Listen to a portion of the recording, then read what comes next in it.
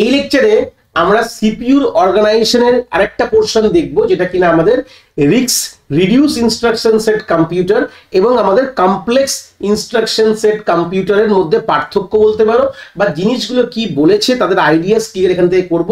আমরা লাস্ট লেকচারে যেখানে আমরা হার্ডওয়্যার কন্ট্রোল অর্গানাইজেশন এবং মাইক্রো প্রোগ্রাম কন্ট্রোল অর্গানাইজেশনের যে লেকচারসে আমরা কিন্তু এই দুটো ওয়ার্ড কিন্তু ইউজ করেছিলাম, আর আমি বলেছিলাম যে আমরা এই লেকচারে বসে কিন্তু এই দুটোর মেইনলি ডিফারেন্স কিন্তু আমরা বুঝবো, যে এই অর্গানাইজেশনটা কি বলতে চেয়েছে, মানে এদের মধ্যে কি ব্যাপার আছে, এগুলো কিন্তু আমরা এই লেকচারে কিন্তু ক্লিয়ার করব। প্রথমেই বলে দিই, এই যে ডিভাইডেন্সটা করা আছে, যে রিডিউস ইনস্ট্রাকশন সেট কম্পিউটার আর কমপ্লেক্স ইনস্ট্রাকশন সেট কম্পিউটারকে ভিত্তান্ত মানে ডিভাইডেন্সটা আমরা এইভাবে করেছি যে কম্পিউটার রেজিস্টারের হিসাবে, যে কম্পিউটারের মধ্যে আমরা যে কম্পিউটার রেজিস্টার্স থাকে, সিম্পল কথা বলতে গেলে প্রসেসরের মধ্যে যে রেজিস্টার্স থাকে, সেই রেজিস্টার্সকে মাথায় রেখে দুটো আমরা আর্কিটেকচারকে ডিজাইন করেছি, একটা রিডিউস, একটা হচ্ছে কমপ্লেক্স। তো সেটার মধ্যে একটা আমরা আইডিয়া এখান থেকে ডিফারেন্সে অনুযায়ী আমরা আইডিয়াটা ক্লিয়ার করব। দেখতে পাচ্ছ এটাকে ডেভেলপ করা প্রথম লাইনে দেখো রয়েছে, লাস্ট লেকচার যেটা দেখে এসছো ওখান থেকে তোমরা অনেকটা ক্লিয়ার পাবে যে it is developed by the hardware control organization. মানে আমরা লাস্ট লেকচারেই দেখি, যারা এখন ওটা দেখোনি, আমাদের এই ভিডিও ডিসক্রিপশনে কিন্তু মাই কম্পিউটার আর্কিটেকচার অর্গানাইজেশনের প্লেলিস্ট আছে, লিঙ্ক দেওয়া আছে, এখানে ক্লিক করে তোমরা একবার ওই ভিডিওটা আগে ক্লিয়ার করে নাও, যেখানে আমরা হার্ডওয়্যার কন্ট্রোল অর্গানাইজেশনের ব্যাপারে কিন্তু আমরা যাবতীয় ডিসকাশন করে ফেলেছি। আমাদের কিন্তু রিডিউস ইনস্ট্রাকশন সেট কিন্তু আমাদের হার্ডওয়্যার কন্ট্রোল অর্গানাইজেশন বেসিসে কিন্তু আমাদের ডেভেলপ করা হয়েছে, রাদার দেন যে 6 যেটাকে কমপ্লেক্স ইনস্ট্রাকশন সেট বলা হয়, ওটা কিন্তু আমরা মাইক্রো প্রোগ্রাম কন্ট্রোল অর্গানাইজেশনকে মাথায় রেখে কিন্তু ওটা তৈরি করা হয়। সেকেন্ড পয়েন্টে কি বলছে, যে এদের যে ইনস্ট্রাকশন যে সেটটা আছে, মানে যে কোনো যখনই মাইক্রো প্রসেসর যখনই তৈরি করা হয়, যখনই প্রসেসর তৈরি করা হয়, সেই প্রসেসর কি কি ইনস্ট্রাকশনে কাজ করবে তার সেটটাও কিন্তু তার সাথে সাথে তৈরি করে দেয়। কেন কি আমরা প্রসেসরকে যে কথাটা বলবো আমাদের ভাষা তো বোঝে না, বাট ওদেরকে একটা স্পেসিফিক ল্যাঙ্গুয়েজ শিখিয়ে দেওয়া হয়, যে ওই ল্যাঙ্গুয়েজের এগেনস্টে সে কিন্তু সেই কাজটা করতে পারবে। তাই জন্য তাদের তোমরা যখন 8085 পড়বে, তোমরা দেখবে প্রত্যেকটা ইনস্ট্রাকশনের সেটা একটা ম্যানুয়াল তোমাদের দেওয়া হয়, প্রত্যেকটা ইনস্ট্রাকশন এগেনস্টে একটা হেক্স কোড থাকে, ওটাকে বলা হয় ম্যানুয়াল, বলা হয় প্রসেসর ম্যানুয়াল বলা হয়, ইনস্ট্রাকশন ম্যানুয়াল অ্যাকচুয়ালি ওটাকে বলা হয়। তো সেখান থেকে কিন্তু একটা আইডিয়া পেয়ে যাও যে প্রসেসর কিন্তু এই এতগুলো ইনস্ট্রাকশনই কাজ করতে পারে।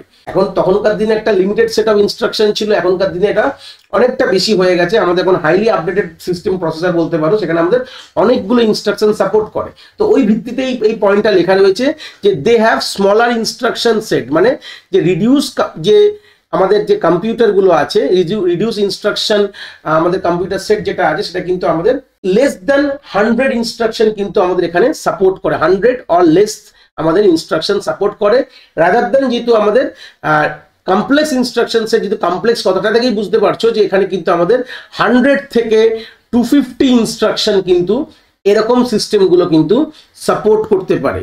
থার্ড পয়েন্ট কি বলছে আমাদের, যে রিডিউস ইনস্ট্রাকশন সেটের যে ইনস্ট্রাকশনের যে লেন্থ গুলো কিন্তু ফিক্স। লেন্থ কথাটার মানে কি যদি বলি, যে এক একটা যে দেখতে পেয়েছি আমি যেরকম বললাম, প্রত্যেকটা প্রসেসর যখন তৈরি হয় তার একটা ইনস্ট্রাকশন ম্যানুয়াল তৈরি হয়ে যায়, ইনস্ট্রাকশন গুলো কিন্তু আমরা হেক্সাডেসিমাল কোডে কিন্তু রিপ্রেজেন্ট করি, ঠিক আছে।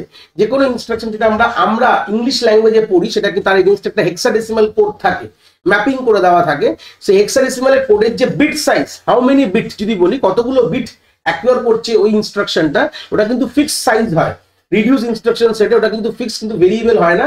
তাই জন্য ওটাকে কনসেপ্টটা হচ্ছে যে ওটা ডিকোড করতে গেলে কিন্তু খুব ইজিলি ডিকোড করা যায়, তো ওর সাইজটা ফিক্সড থাকে।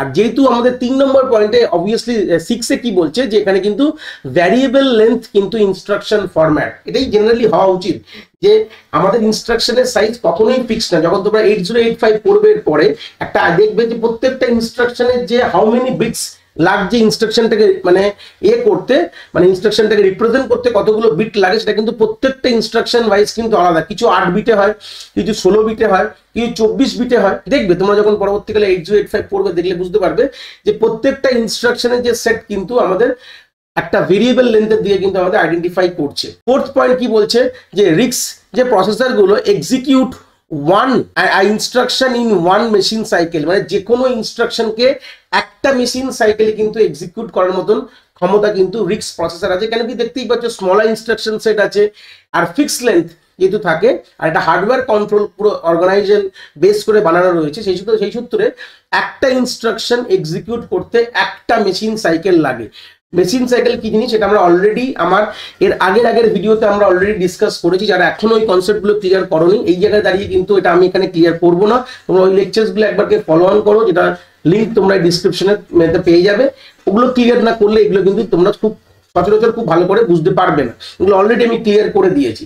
তো সেই সূত্রে আমাদের 6 কি বলছে, মানে কমপ্লেক্স ইনস্ট্রাকশন সেটে বলছে execute an instruction in 2 to 10 machine cycle। in general সেটাই হওয়া উচিত। যে কোনো ইনস্ট্রাকশন পরবর্তীকালে তুমি পড়বে 8086 পড়বে, 8085 প্রসেসর যখন পড়বে তখন দেখবে যে এক একটা ইনস্ট্রাকশন কিন্তু 2 থেকে 10টা মেশিন সাইকেল লাগে তাদেরকে কিন্তু এক্সিকিউশন কমপ্লিট করতে। 5 নম্বর পয়েন্ট বলছে যে all operation are perform within the registers of CPU, মানে প্রসেসরের রেজিস্টারের মধ্যেই সব অপারেশনস কিন্তু পারফর্ম হয়। কেন কি এখানে কোনো আলাদা করে কোনো মেমোরিজ দরকার পড়ে না, কারণ কি যেহেতু এটা হার্ডওয়্যার বেস কন্ট্রোল কনসেপ্ট, তো যে সূত্রে আমাদের প্রত্যেকটা অপারেশন কিন্তু সিপিইউ রেজিস্টারের সাথেই হয়।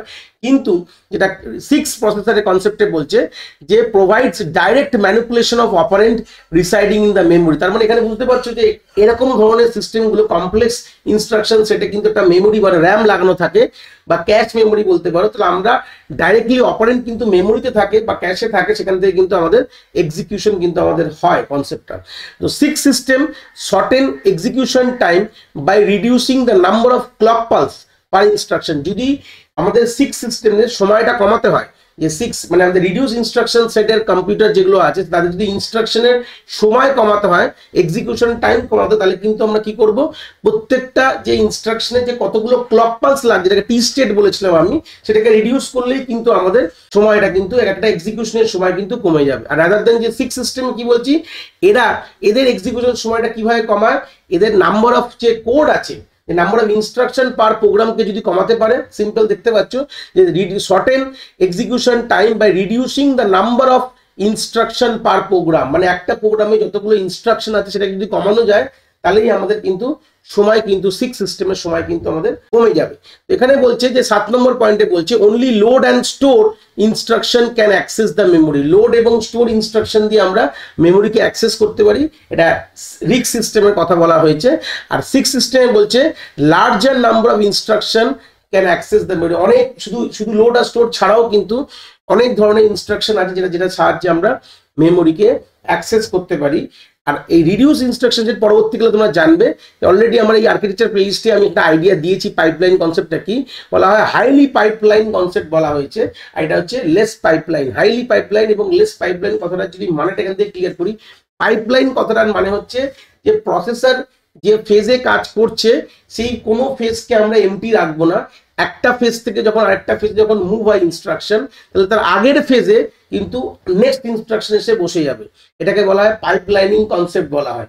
মানে কোনো জায়গায় আমরা জিনিস খালি রাখবো না, সেটাকে আমরা অটোমেটিক্যালি তার প্রিভিয়াস ইনস্ট্রাকশন যেই তার নেক্সট ফেজে চলে গেছে, তাহলে তার আগের ফেজটা যেটা খালি হচ্ছে সেটা আমরা তার নেক্সট ইনস্ট্রাকশন দিয়ে ফেজটাকে আমরা ভুলিয়ে দেবো। তো এটা হচ্ছে বেসিক কথা হচ্ছে পাইপলাইনিং এর কনসেপ্ট। আর 9 নম্বরে আমাদের এক্সাম্পল দেওয়া রয়েছে যে কিরকম ধরনের সিস্টেম, যেটা প্রথম বানানো হয়েছিল রিডিউস, যেটাকে বলা হয়, দেখতে পাবে তোমরা স্ক্রিনে, যে একটাকে বলছে Digital Equipment Corporation Alpha processor, যেটাকে বলা হয় ডিক্যাপ, প্রথম আবিষ্কার করা হয় এই রিডিউস ইনস্ট্রাকশন দিয়ে। আর রিডিউস ইনস্ট্রাকশন দিয়ে 8086 আমাদের ফার্স্ট কমপ্লেক্স ইনস্ট্রাকশন বলতে পারো আমাদের ওয়ান কাইন্ড অফ কিন্তু তৈরি হয়ে যায় আমাদের। 8086 8085 দুটোই বলতে পারো, বাট এখানে এক্সাম্পল আমি 8086 লিখেছি। 80x×6 মানে হচ্ছে 86 মানে হচ্ছে 8086 প্রসেসর, কিন্তু ইন্টেল প্রথম কিন্তু 6 কে মাথায় রেখে কিন্তু এটাকে তৈরি করা হয়েছিল। তো এই ছিল কনসেপ্টটা আমাদের কি, আমাদের রিক্স এবং 6 এর কনসেপ্ট। আশা করি তোমরা কনসেপ্ট এখান থেকে খুব ভালো করে বুঝতে পেরেছো। যদি ভিডিওটা ভালো লেগে থাকে অবভিয়াসলি একটি লাইক করো, আর বন্ধু বান্ধবের সাথে শেয়ারও করো যাদের সত্যিই দরকার এরকম ভিডিওর। আর হ্যাঁ, অবভিয়াসলি চ্যানেলে নতুন হলে চ্যানেলটাকে সাবস্ক্রাইব করে দিও এবং বেল আইকনটিকেও প্রেস করে দিও, তাহলে এরকম নতুন নতুন ভিডিওর নোটিফিকেশন তোমরা সবার আগে পেয়ে যাবে। তোমাদের এক একটি লাইকে আমি অনেকটি মোটিভেশন পাই, আমি ফিউচারে এরকম ভিডিও আরো তোমাদের যেগুলো দরকার আমি অবভিয়াসলি নিয়ে আসার প্রচেষ্টা রাখি। তোমাদের যদি কোথাও কোনো ডাউটস হয় তাহলে ভিডিওর কমেন্ট সেকশনে অবভিয়াসলি আমাদের জানাতে পারো, আমি সেইগুলোর সমাধান অবভিয়াসলি করার চেষ্টা করব। তোমাদের যদি মনে হয় স্পেশাল কোনো টপিক আছে যেটা নিয়ে ভিডিও বানালে তোমাদের সুবিধা হবে, সেটাও তোমরা আমায় জানাতে পারো এই ভিডিওর কমেন্ট সেকশনে লিখে। অবভিয়াসলি চেষ্টা করব ফিউচারে সেই টপিকগুলোকে নিয়ে ভিডিও বানানোর কথা। সবাই ভালো থেকো, আর হ্যাঁ, আবার দেখা হচ্ছে নতুন একটি ভিডিওর সাথে।